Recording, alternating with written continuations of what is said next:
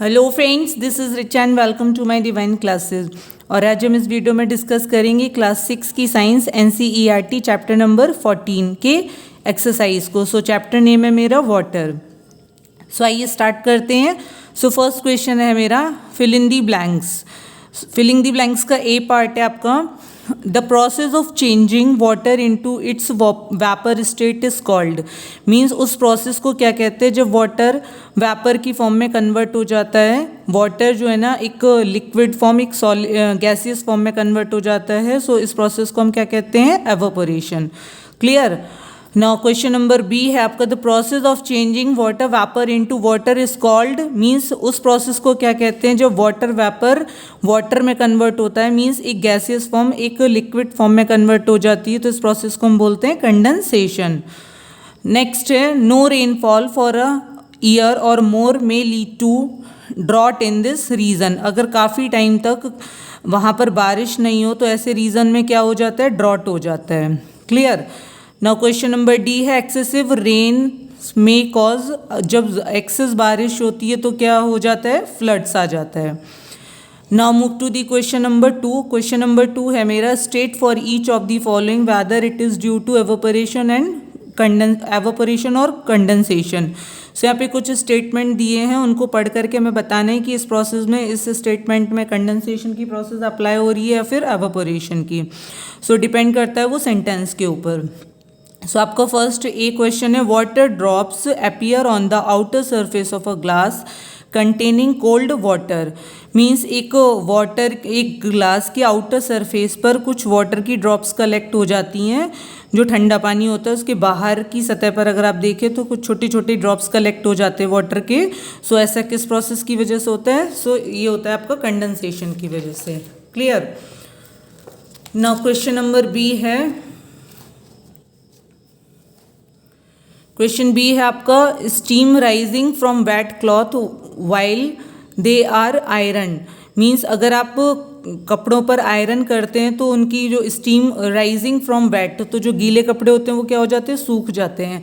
तो ये किस प्रोसेस के थ्रू होता है? एवापोरेशन। मीन्स जो वेट क्लॉथ होते हैं वो ड्राई हो जाते हैं अगर आप उनको आयरन करते हैं। नेक्स्ट है question number C fog appearing on a cold winter morning. आपने जब ठंडी पड़ती है तो क्या पड़ता है? फॉग। तो ऐसा किस वजह से होता है? सो ये होता है आपका कंडेंसेशन की वजह से। ठीक है। नाउ नेक्स्ट है आपका black board dry up after. Black board जो है ना वो आपका ड्राई कर जाता है आपका black board dry up after wiping. जब आप ब्लैक बोर्ड को वाइप करते हैं तो वो ड्राई कर जाता है। ऐसा किस वजह से होता है? एवापोरेशन की प्रोसेस से। Clear. Now question number E है steam rising from a hot griddle when water is sprinkled on it. तो अगर आप किसी गर्म सतह पर पानी स्प्रिंकल करते हैं तो वो एवोपरेशन की प्रोसेस के थ्रू क्या हो जाता है? ड्राई कर जाता है। मीन्स वहाँ से पानी क्या हो जाता है? धीरे धीरे सूख जाता है। मीन्स वो वाटर फॉर्म में, वेपर की फॉर्म में कन्वर्ट हो जाता है। Clear. Now question number third है which of the following statement are true or false. अब यहाँ पे कुछ स्टेटमेंट दिए गए, उनको बताना है कि ये ट्रू है या फिर फॉल्स। सो फर्स्ट क्वेश्चन है आपका water vapour is present air only during the monsoon. इन्होंने कहा जो वाटर वेपर होती है वो प्रेजेंट होती है ओनली मानसून सीजन में। तो ऐसा नहीं है, वाटर वेपर जो होती है ना हमेशा ही प्रेजेंट रहती है। सो ये क्या हो जाएगा आपका? False. Now question number B है water evaporates into air from the ocean rivers और lakes but not from the soil. Means water ये कह रहे हैं एवोपरेट होता है, ओशियन से एवोपरेट होता है, रिवर से एवोपरेट होता है एंड लेक्स से, बट सॉइल से कोई एवोपरेशन नहीं होता। तो सॉइल से भी कॉन्टिन्यूस उसमें क्या होता है? प्लांट में किस प्रोसेस के थ्रू वाटर डिसअपियर होता है? सो ट्रांसपिरेशन प्रोसेस के थ्रू। सो ये भी क्या हो जाएगा आपका? फॉल्स। नाउ नेक्स्ट है the process of water changing in it to it vapour is called evaporation. Means water का चेंज वाटर वेपर में कन्वर्ट होने की प्रोसेस को एवोपरेशन कहते हैं। तो yes it is true. So आपका ये आंसर क्या होगा? True. Now question number D है the evaporation of water takes place only in sunlight, कि एवोपरेशन ओनली सनलाइट की प्रेजेंस में ही, मतलब जहाँ पे सिर्फ सनलाइट होती है वहीं एवोपरेशन की प्रोसेस होती है, तो ये फॉल्स है, क्योंकि मैंने आपको एक एक्टिविटी के थ्रू बताया था कि 2 प्लेट्स में आप वाटर रखिए, तो जो सनलाइट के सामने जो वाटर प्लेट होगी वो जल्दी डिसअपियर हो जाएगा, वो फास्टर डिसअपियर होगा, बट जो आपकी शेड में जो प्लेट रखी हुई थी वहाँ का भी पानी क्या हो गया था, डिसअपियर हो गया था। तो ऐसा नहीं है कि एवोपरेशन की प्रोसेस ओनली सनलाइट में ही होती है, सो आपका ये भी क्या हो गया, falls. Now question number E है आपका, water vapour condense to form tiny droplets of water in the upper layer of air where it is cooler. तो जो वाटर वेपर जो है ना गैसियस फॉर्म लिक्विड में कन्वर्ट होती है, मीन्स वाटर वेपर कंडेंस हो जाता है, जैसे जैसे आप अर्थ पे ऊपर जाते हैं तो वहाँ पे क्या होता है, ठंडा होता जाता है, तो छोटे छोटे वाटर ड्रॉपलेट्स बन जाते हैं, तो जो वेपर फॉर्म है वो लिक्विड फॉर्म में कन्वर्ट हो जाता है। सो ये आपका क्या हो जाएगा, true. Clear. Now question number 4 है, suppose you want to dry your school uniform quickly. आप सपोज करिए जैसे आपको स्कूल यूनिफॉर्म को क्या करना है, ड्राई करना है। Would spreading it near an अंगीठी और हीटर हेल्प। तो अगर आप उसे अंगीठी या हीटर के सामने फैला देंगे तो आपको स्कूल यूनिफॉर्म क्या होगी, जल्दी आपकी ड्राई कर जाएगी। तो इफ़ यस तो हाउ, कैसे ड्राई करेगी। सो क्या रीज़न है, yes, spreading of cloth near an अंगीठी or a heater would help dry the cloth quicker. अगर आप अंगीठी और हीटर के सामने आप कोई भी कपड़े अगर आप उसको ड्राई करने के लिए डालते हैं तो वो जल्दी क्या करेंगे, सूख जाएंगे। ऐसा क्यों होगा, this is because heat generated from an अंगीठी। अंगीठी और हीटर से क्या होती है, हीट जनरेट होती है, cause the water to evaporate at a faster rate. So उसका जो पानी होगा वो जल्दी एवोपरेट हो जाएगा अंगीठी और आपकी हीटर से जो हीट मिलेगी उसको। क्लियर। नाउ क्वेश्चन नंबर 5 है, take out a cold bottle of water from the refrigerator and keep it on the table. After some times you will notice a puddle of waters around it. Why?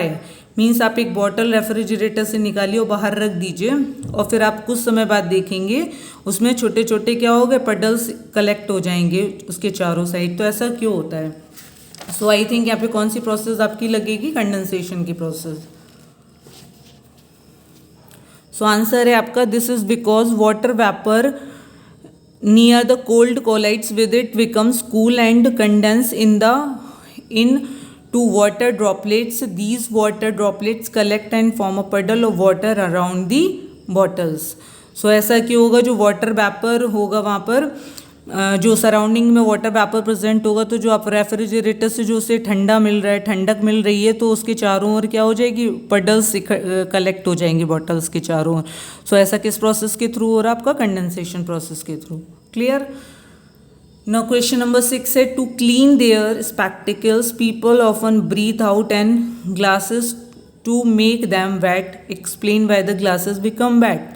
Means आप जब अपना चश्मा साफ़ करते हैं तो चश्मा कैसे आपका गीला हो जाता है, क्या रीज़न है कि हमको चश्मा क्या होता है, हमें अपना चश्मा साफ़ करना होता है थोड़ी थोड़ी देर में, तो या तो मतलब मीन्स उसमें वेट होने का क्या रीज़न है, ग्लास उसके जो वेट हो जाते हैं तो किस वजह से हो जाते हैं। तो आंसर होगा आपका ड्यूरिंग एक्सेलेशन। मीन्स हम जब गैस सांस लेते हैं और सांस इनहेल करते हैं और एक्सेल करते हैं, तो हम इनहेल करते हैं ऑक्सीजन एंड छोड़ते कौन सी गैस है, carbon dioxide is released along with water vapour. तो जो आप कार्बन डाइऑक्साइड गैस रिलीज करते हैं उसमें क्या होता है, साथ में वाटर वेपर होता है।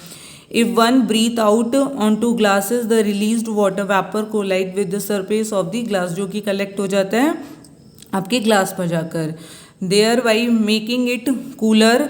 As a result the water vapour present in the air surrounding the glass condense. Means जो आपकी वाटर वेपर, आपके मुंह से जो हवा निकलती है, जो वाटर वेपर रिलीज हो रही है, वो आपके चश्मे को, उसकी जो ग्लास का सरफेस होगा वो थोड़ा सा कूल होगा और उसके कॉन्टैक्ट में जाएगी, तो वो क्या कर देगी, एक तरह से वाटर की ड्रॉप्स उस पर कलेक्ट हो जाएगी, तो वो आपको कैसा फील होगा कि आपका जो ग्लास है वो कैसा हो गया, वेट हो गया। So as a result the water vapour present in the air surrounding the glass condense and get attach to the glass surface, consequently the glass becomes wet. तो ग्लास क्या हो जाएगा आपका, वेट हो जाएगा।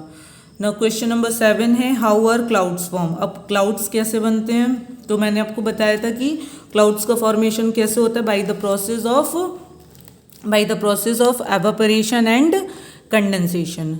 मीन्स क्लाउड का formation कैसे होता है, उसमें दो प्रोसेस आपके लगते हैं, एक एवापोरेशन और एक condensation. So clouds are formed by the process of evaporation and condensation.